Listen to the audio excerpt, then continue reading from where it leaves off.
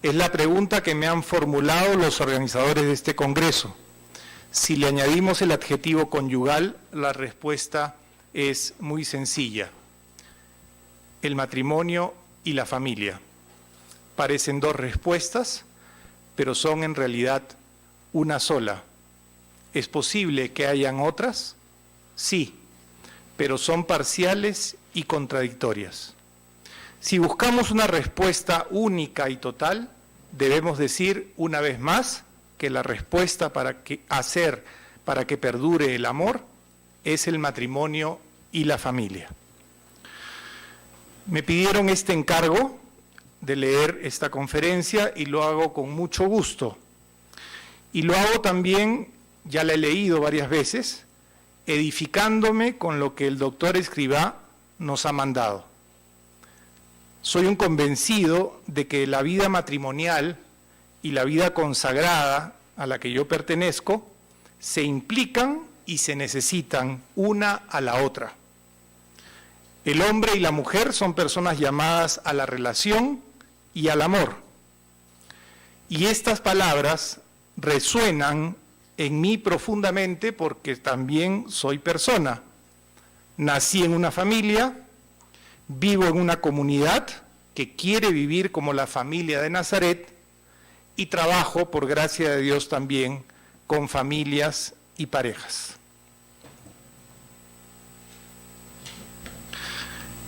Matrimonio, ¿qué hacer para que perdure el amor? Primer punto, casarse, esa locura de amor. El matrimonio y la familia no son preguntas. En realidad son una respuesta. Son la respuesta adecuada a la naturaleza y las invitaciones del amor conyugal. El fenómeno del enamoramiento provoca en las personas, entre comillas, que padecen este sentimiento, una fuerte invitación a estar juntos, en unidad, estar solo juntos, exclusividad, estar siempre juntos, indisolubilidad, estar juntos dando cada uno lo mejor de sí, en el bien recíproco, y a recrear todos juntos, en la fecundidad. Se trata de unos impulsos o tendencias muy placenteros que podemos denominar las dinámicas del enamoramiento. Si se comprende bien, estas 5 inclinaciones que hemos leído invitan a un modo de ser conjunto, invitan a ser unión, exclusiva y fiel, para siempre, abierta al bien recíproco y a ser fecunda. Pero es solo una invitación. Casarse exige la intervención de los sujetos personales, de los amantes en su propia historia. Las grandes tendencias que genera el enamoramiento que hemos mencionado, estar juntos, solo entre nosotros, que dure siempre, recrear las cosas, tener un hijo tuyo, darte lo mejor de mí mismo y acogerte del mejor modo posible, solo pueden hacerse realidad plena en la vida de hoy y del mañana si ambos amantes se convierten de ese amor que les pasa y puede desvanecerse en unión fiel e indisolublemente vinculada a conservar, a hacer crecer y reparar nuestro amor toda la vida. El pacto conyugal, por lo tanto, o consentimiento matrimonial, tiene la virtud de conseguir esa transformación. Los dos ya no son solo un yo y un tú, los dos fundan una unión, un único nosotros. Cualquier otra cosa que se quiera inventar simplemente es una ceremonia vacía. Es importante y básico advertir que si bien el amor verdadero inclina al matrimonio, es evidente que el paso del enamorarse al casarse no sucede de manera automática. como si fuera una metamorfosis de las inclinaciones naturales. Casarse exige la intervención de los sujetos personales, de cada persona, de los amantes, en su propia historia. Creo que ninguno de ustedes podría decir que amaneció de repente casado. Nadie resulta casado sin una personal intervención. Este paso del enamorarse al casarse, del ser solo amantes a ser esposo y esposa, requiere un nuevo e inédito impulso amoroso, es decir, un acto de dominio personal y disposición sobre la naturaleza misma y sus inclinaciones e invitaciones, impulso que solo puede causar la voluntad de la persona y, en rigor, la conjunción de las dos voluntades internas de los contrayentes. Por lo tanto, la pura inclinación natural del amor a la unión no es todavía el matrimonio, sino solamente una invitación, pues es claro que dicha invitación, por 1000 razones, puede ser rechazada por alguno de los dos. Casarse es constituir el amor conyugal como nuestro modo de ser, de amarnos y de vivirnos. Casarse es pasar a ser eso que queríamos ser. Yo supongo que todos, antes de lanzarse al paso del matrimonio, tenían una idea de lo que querían ser. Casarse es pasar de un amor prometido, gratuito, a un amor comprometido, a un amor debido, constituido en nuestro modo conjunto de ser. Casarse es asumir que uno se da y acoge al amante, don y acogida que tiene las notas de plenitud y totalidad características del amor conyugal. Casarse es constituir el amor conyugal como nuestro modo de ser, de amarnos y de vivirnos.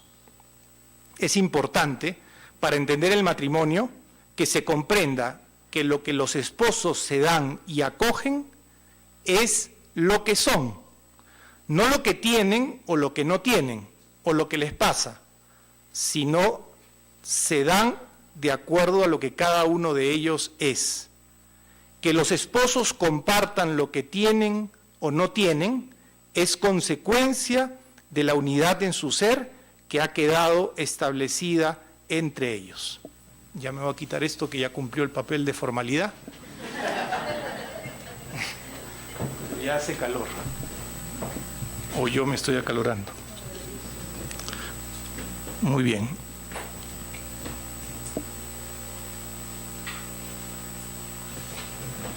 La vida matrimonial consistirá en vivir en el espacio y en el tiempo eso que somos juntos.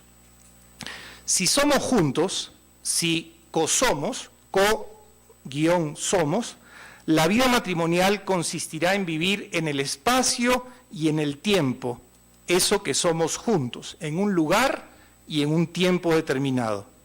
Si hemos fundado lo nuestro, la dinámica matrimonial no consiste sino en que lo nuestro se realice, se haga realidad, sus posibilidades se hagan presencia.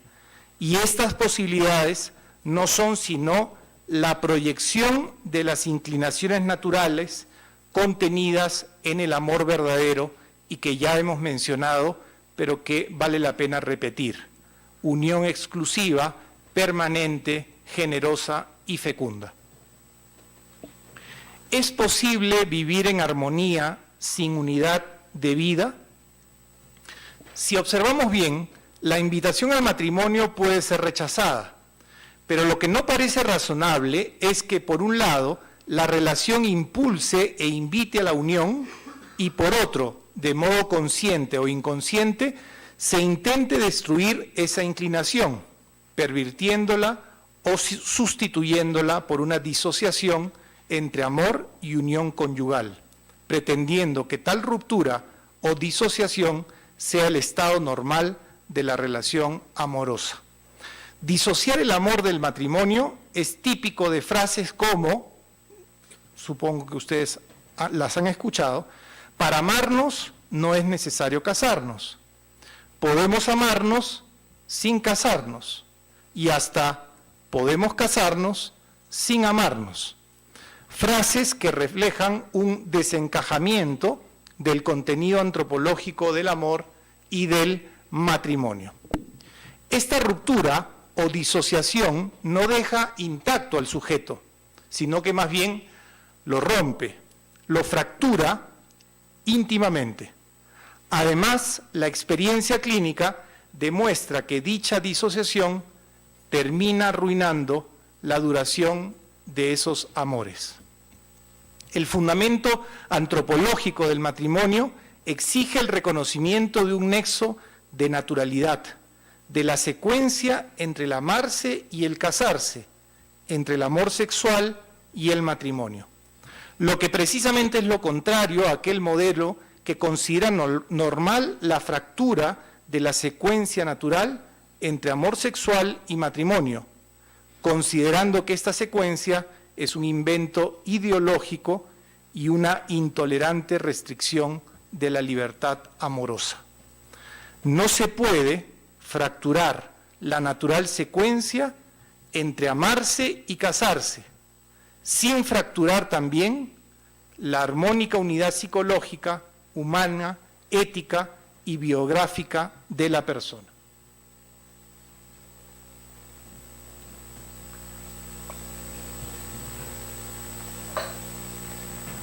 El matrimonio es un compromiso de amor. ¿Alguien se acuerda de la fórmula del ritual? Yo te recibo a ti como y me entrego a ti y prometo serte fiel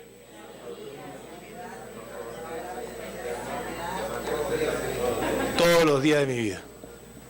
Está muy bien que lo acuerden siempre. Antes de dormir deberían repetir eso.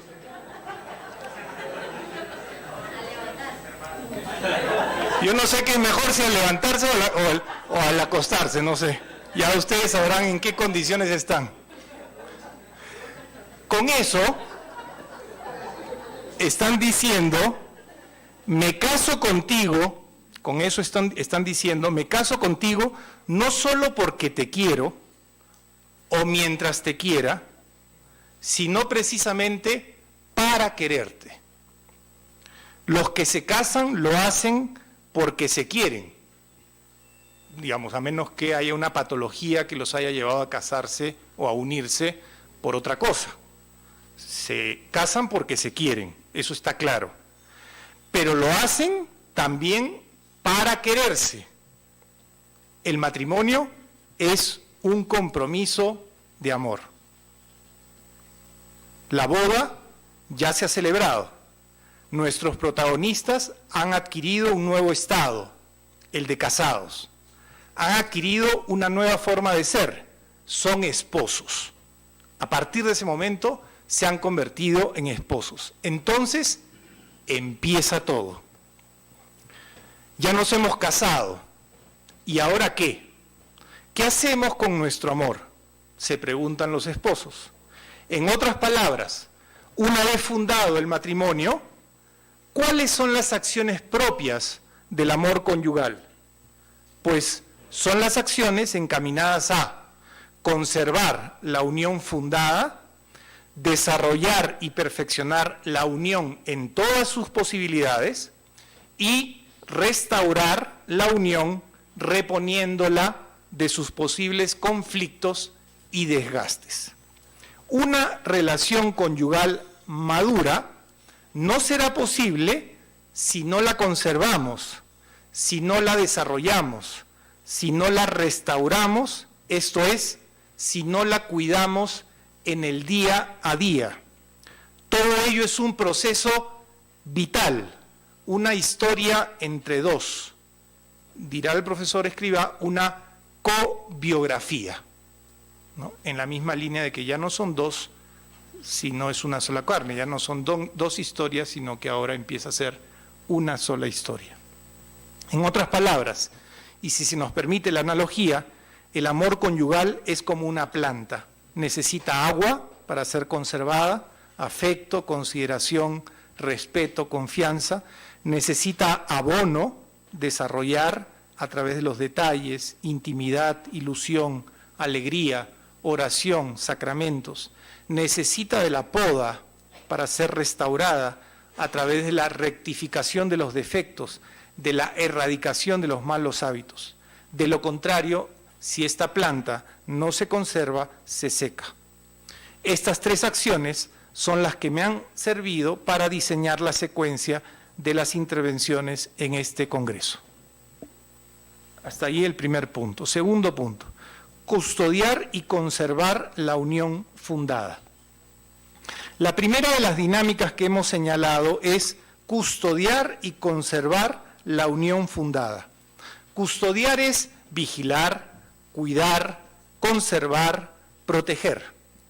Cuando una pareja contrae matrimonio libre y responsablemente, se compromete a cuidar el amor y a mantenerlo en el tiempo, haciendo de su matrimonio una unión firme y duradera.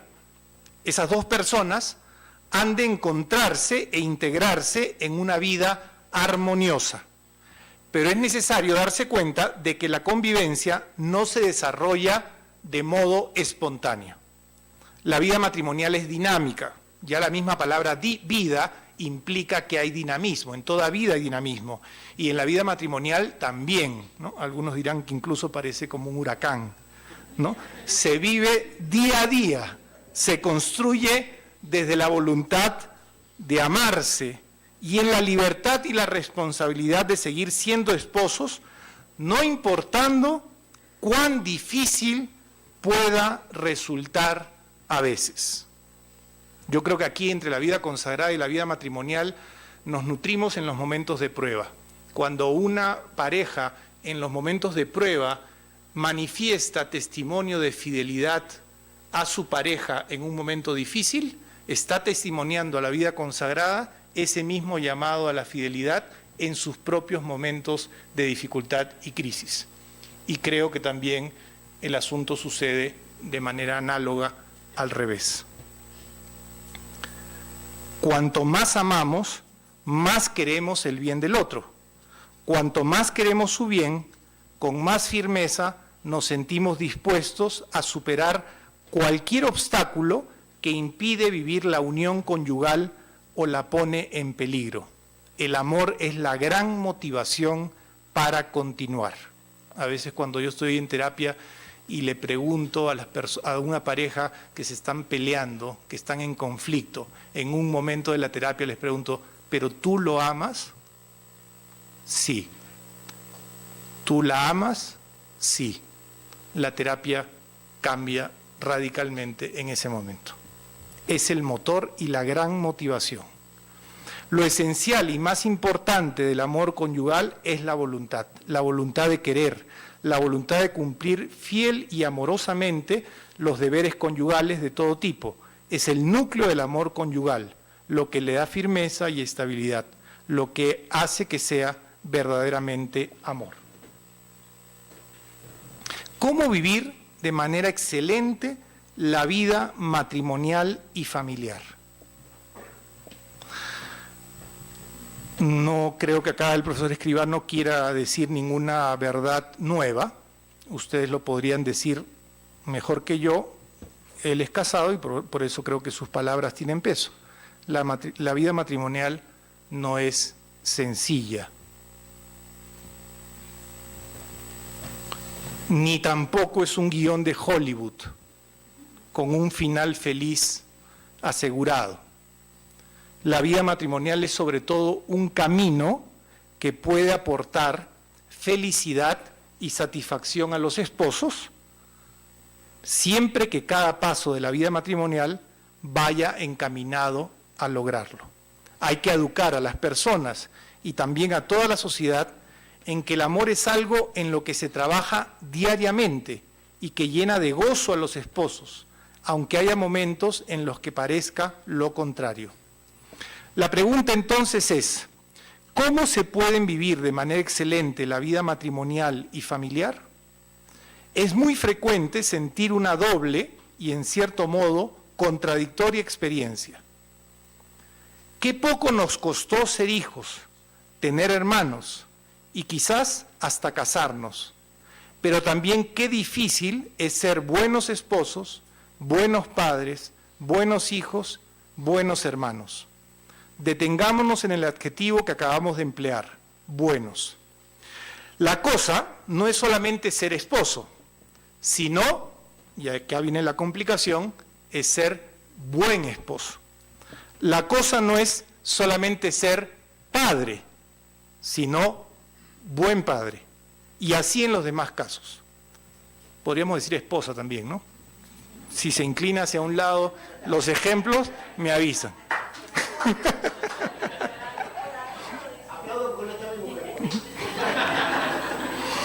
En definitiva, para formar una familia sólida es preciso saber vivir, es decir, las cosas no se dan por inercia, de forma automática, sino que es necesario saber llevar una vida buena. En ese sentido, no hay que olvidar que la norma ética que regula la vida conyugal no es otra que la que regula el correcto comportamiento humano.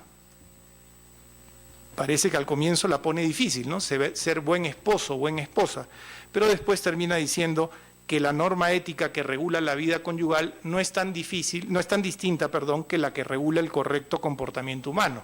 Entonces pareciera que debería ser simple. Somos nosotros los que la complicamos. Los esposos deben ser humanos. No es bueno esperar la perfección ni en uno mismo, ni en su esposa, ni en sus hijos, sino que ellos también sean capaces de asumir la responsabilidad de sus errores y enmienden los daños ocasionados. Perdonen también los errores de los demás. Es decir, los esposos en primer lugar son humanos. A veces creo que esperamos que el esposo o la esposa sea un ángel, ¿no? O le crezcan alas en algún momento. No para volarse, ¿no? Sino para ser bueno.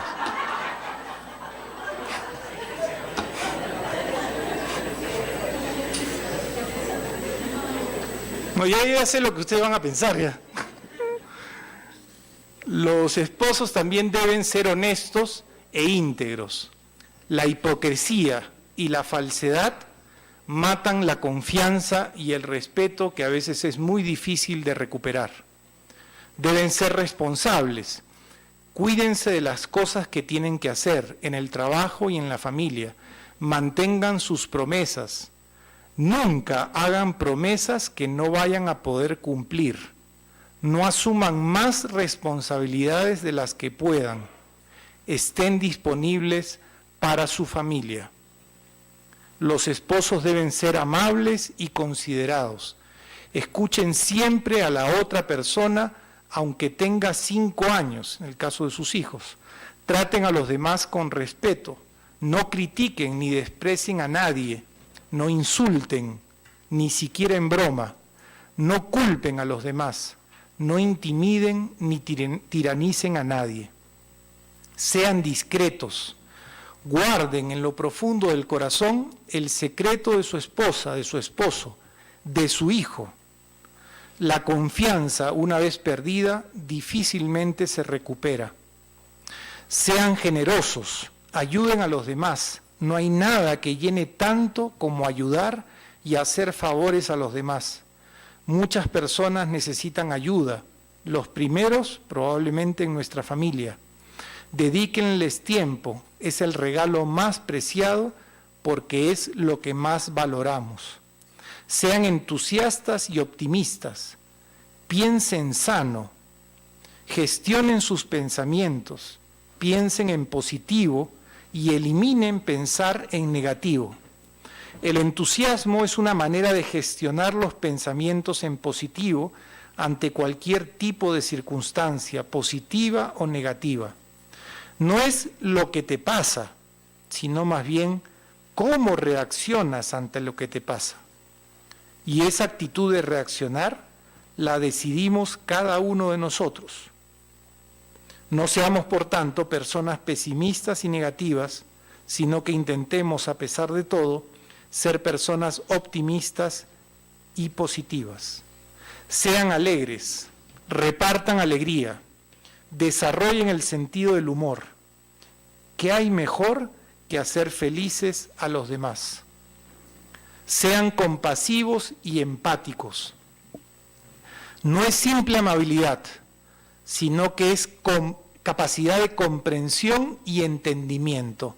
La empatía es el nexo entre dos personas que permite que comprendan mutuamente sus sentimientos, pensamientos y motivaciones.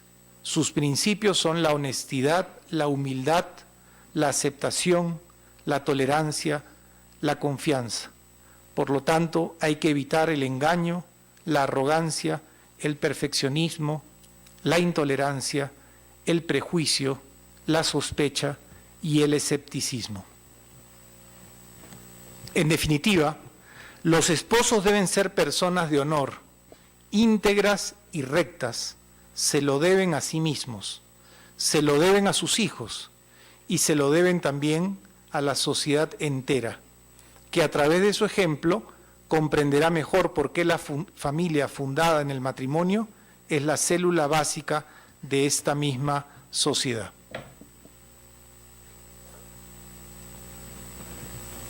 Bueno, no olvide pasar esta.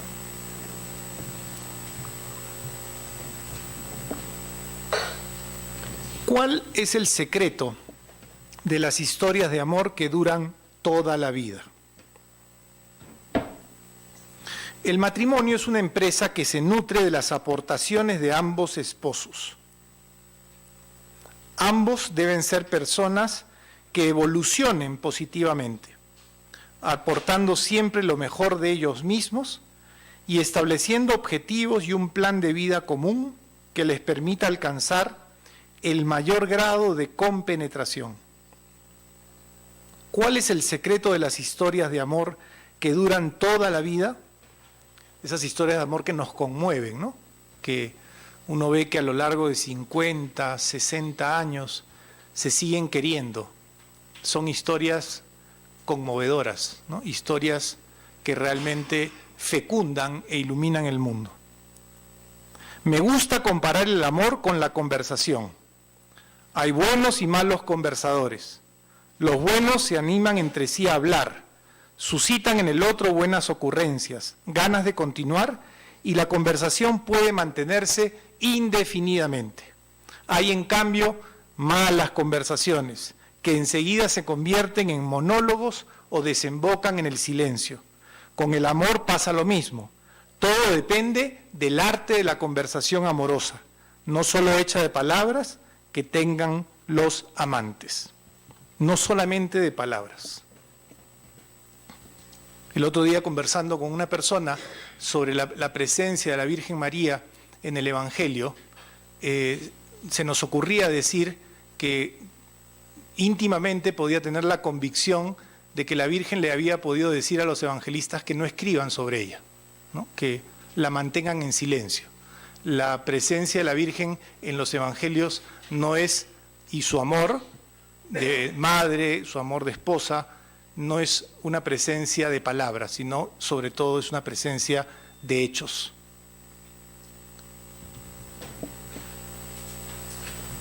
¿Qué he hecho hoy por mi matrimonio? Creo que lo que está intentando el profesor Escrivá es ser muy concreto, ¿sí? Como es el Cántico de la Caridad, muy concreto. Lo que pasa es que hay palabras en el Cántico de la Caridad que ya a veces ni siquiera entendemos porque no se usan.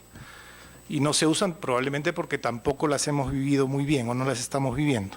¿Qué he hecho hoy por mi matrimonio?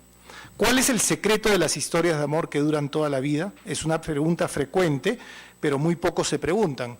Si hay un matrimonio muy longevo, le pregunto, ¿qué han hecho? ¿No? Así como cuando una persona llega a los 90 años, ¿tú qué comes? ¿No? Y da su fórmula secreta, ¿no? A veces cuando un matrimonio ha pasado un tiempo, ¿cómo hicieron? ¿Qué he hecho hoy por mi matrimonio? ¿Qué debo hacer para amar más, para amar mejor? La felicidad y la serenidad conyugal nunca vienen dadas o regaladas, sino que deben ser construidas. El amor es un arte y como tal requiere disciplina, concentración y paciencia.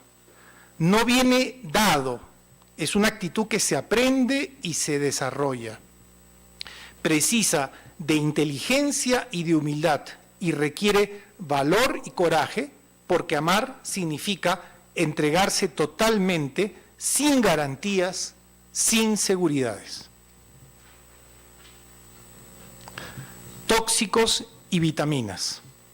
Una relación conyugal emocionalmente madura no será posible si no la cuidamos en el día a día, si no la nutrimos, y en este caso el profesor Escrivá utiliza el ejemplo de las vitaminas como emociones positivas y la defendemos de todo aquello que pueda envenenarla o contaminarla, como son las emociones tóxicas, como el egoísmo, el odio, el rencor, la desconfianza, la apropiación del otro, la violencia, el mal humor, la desesperanza, la soberbia, la avaricia, etcétera, que envenenan nuestro corazón y con él nuestro matrimonio.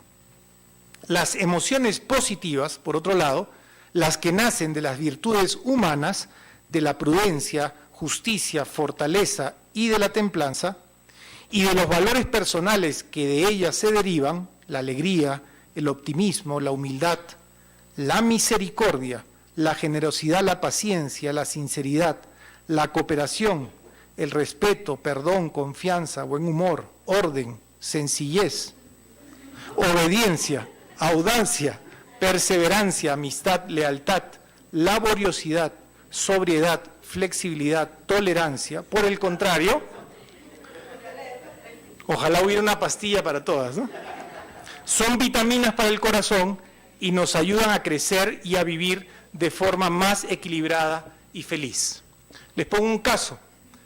Donde yo vivo en Guayaquil hicimos un retiro sobre las bienaventuranzas.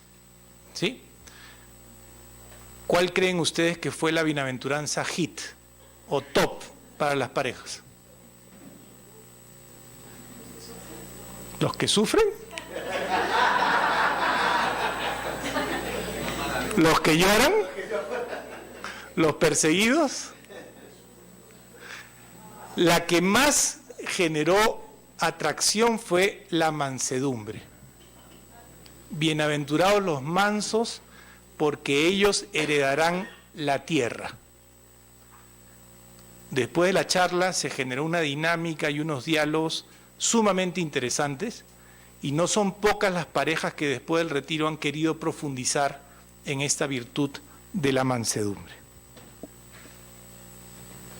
A amar se aprende. Nadie nace sabiendo.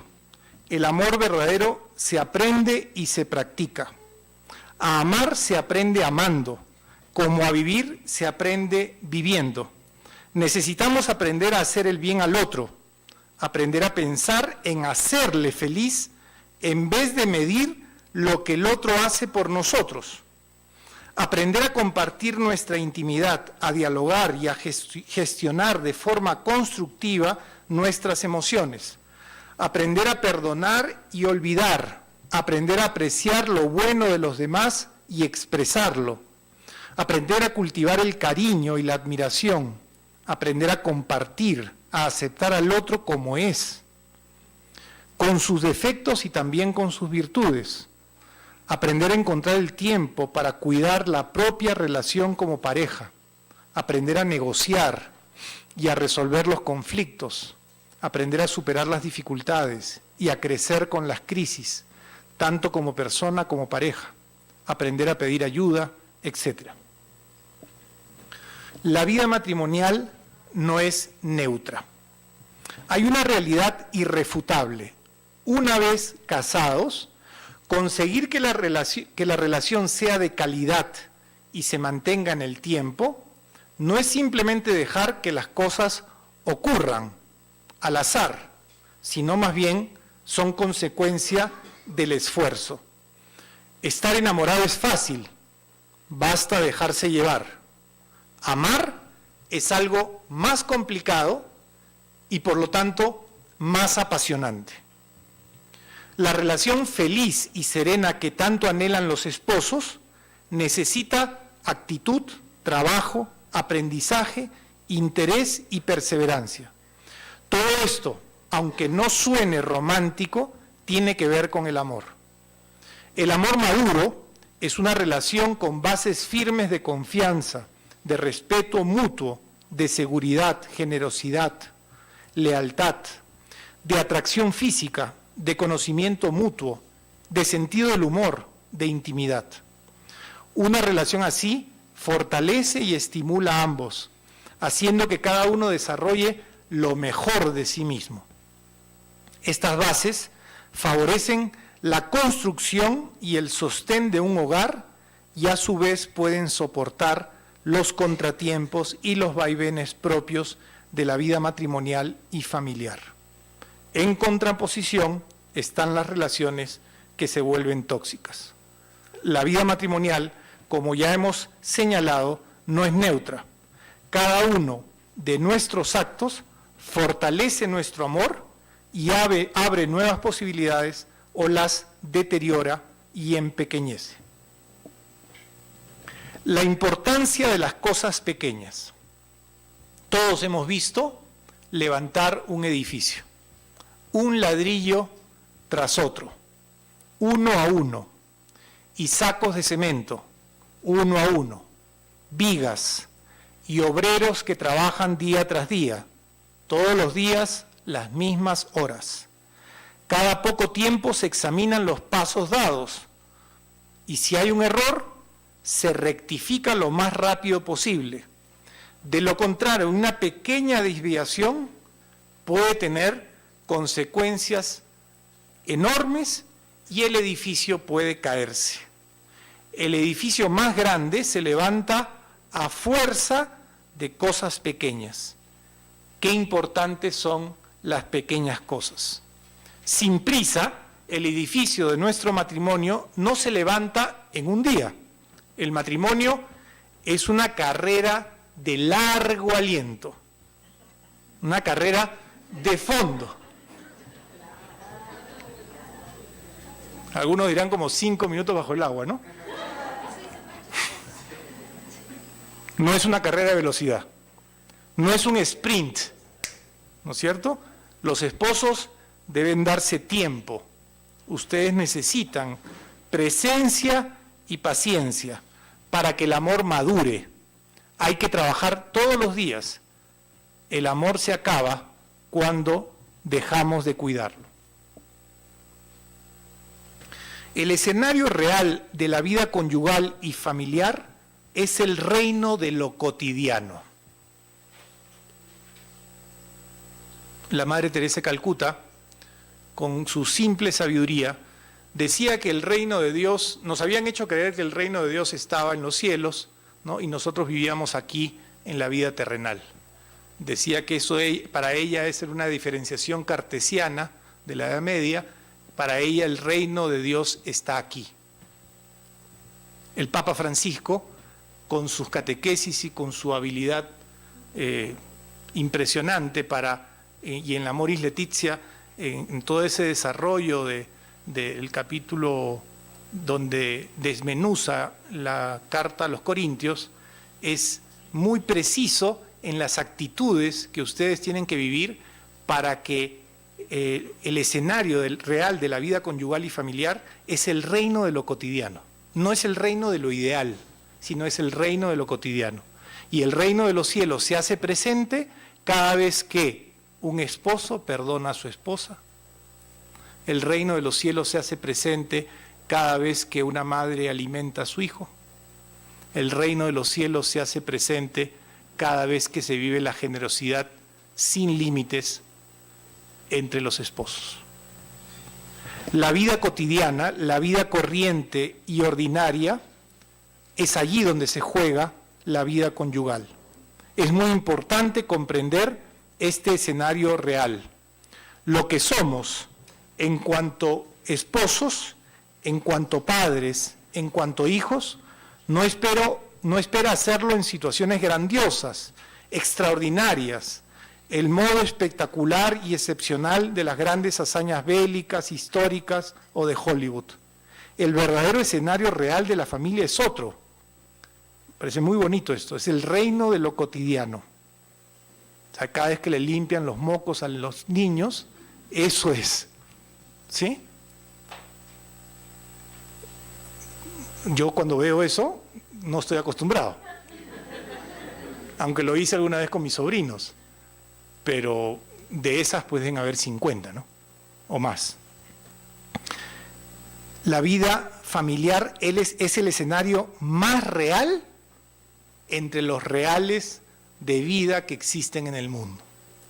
Con esta llamada de atención a favor de la humildad, queremos hacer caer en cuenta que lo grande y profundo está, como nos recuerda con insistencia el Papa Francisco, en lo pequeño, en lo cotidiano y corriente. El secreto de la felicidad conyugal está en lo cotidiano, no en los ensueños. Qué peligroso es cuando una pareja quiere tener una familia para que salga en la portada de una revista y se olvida del reino de lo cotidiano. El amor debe ser concreto. Para conservar el amor hay que mantener una lucha incesante, diaria, ya que es en el día a día donde se tendrán que vencer los pequeños y los grandes obstáculos que vayan surgiendo y donde los esposos se sentirán alegres y confiados, cansados o desanimados, ilusionados o preocupados. El verdadero amor conyugal confía y se apoya en su pareja, y a pesar de las dificultades que van surgiendo a lo largo del tiempo, se mantiene ilusionado y comprometido. En definitiva, la unión matrimonial necesita de un esfuerzo continuo. Los esposos deben ayudarse a crecer como personas.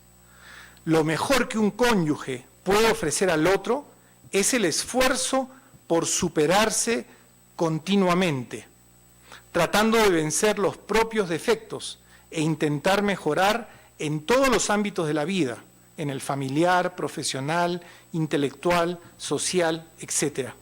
Para ser buenos esposos no hace falta ser personas extraordinarias ni perfectas, solo se requiere ser personas que sepan amar.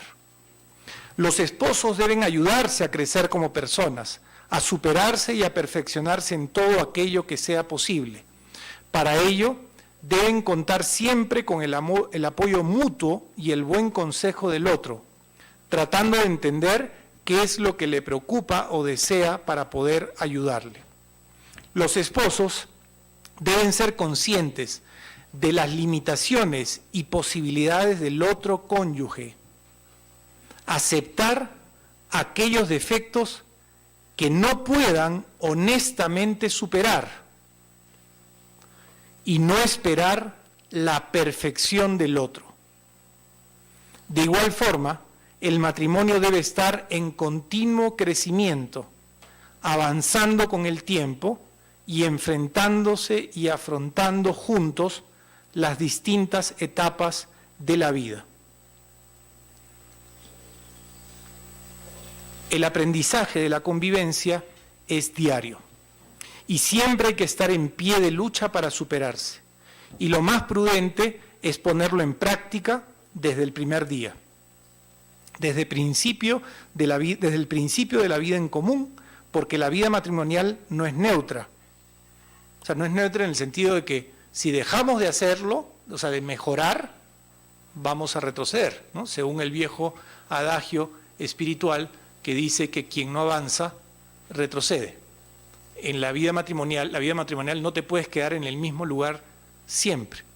O avanzas o retrocedes. ¿Dónde estaba? Bueno, la vida matrimonial no es neutra. Cada uno de nuestros actos fortalece nuestro amor y abre nuevas posibilidades o las deteriora y empequeñece. El reparto de roles habitual en nuestras casas no puede ocultar el amor de los esposos, la mutua gratitud de acción de vida.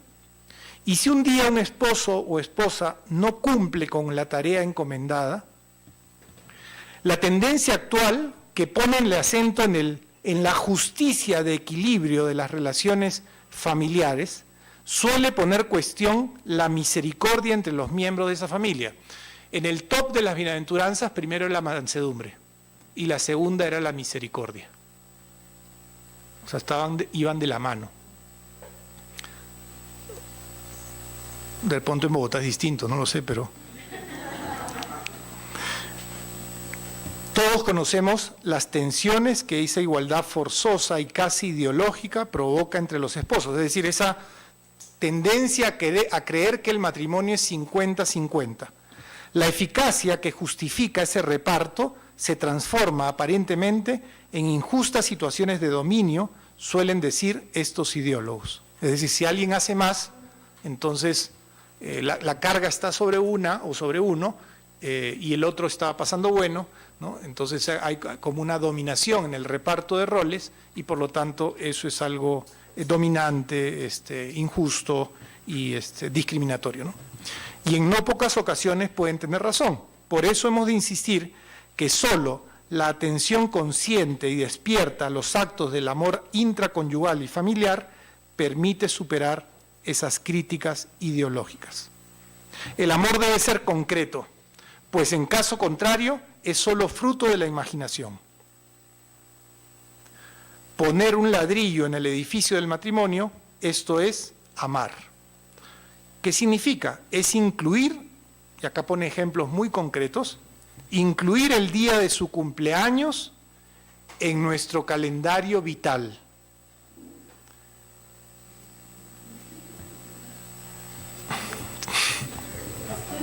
Espero que no se hayan olvidado de eso, ¿no? Amar es disfrutar de los gustos del otro. Hoy en la época del Netflix,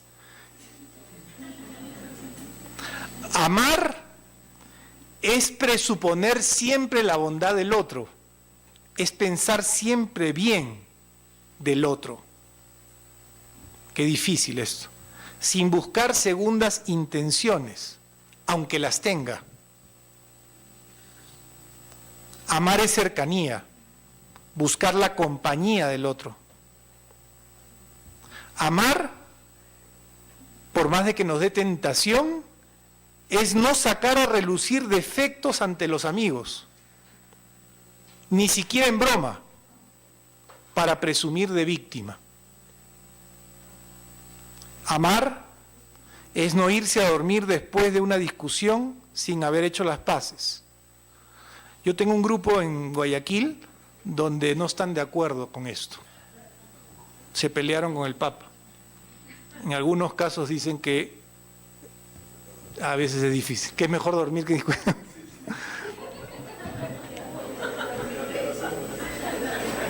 No, ya cuenta una anécdota que es de Guayaquil a Quito hay 8 horas en carro.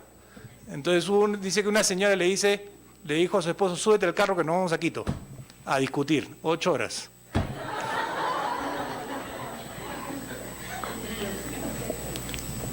Este consejo aplíquenlo en la medida que sirva, aunque yo creo que, yo les decía a las parejas, ni siquiera un gesto, una flor, un chocolate, algo, no, decían, como que era peor, no sé, ya eso es asunto de ustedes. Amar es escuchar las nimiedades del otro, o sea, las cosas más sencillas, más simples, a veces las preocupaciones que uno puede considerar, ¿cómo se puede estar preocupando por esto? Precisamente son importantes porque son de la persona con la que se han casado. O también puede ser lo contrario, callar nuestras preocupaciones porque no es el momento de escucharlas para el otro. Amar es alegrarse con sus alegrías y consolarle en los momentos difíciles. Amar es pasear juntos. Amar es, la lista podría ser interminable. Hace falta un amor cotidiano que permita confiar en el otro y que manifieste el propio amor al otro, haciendo simplemente lo que se debe hacer. Todo lo demás son teorías. Terminamos con esto. El amor exige entrenar nuestra mirada. La rutina de la convivencia puede anestesiar los sentidos, como si nuestra capacidad de captar al otro, de escuchar al otro, de mirar al otro, de acoger al otro, disminuyera por las preocupaciones y el ajetreo del día a día. El amor exige estar atentos a los detalles cotidianos. El amor va a exigir entrenar nuestra mirada.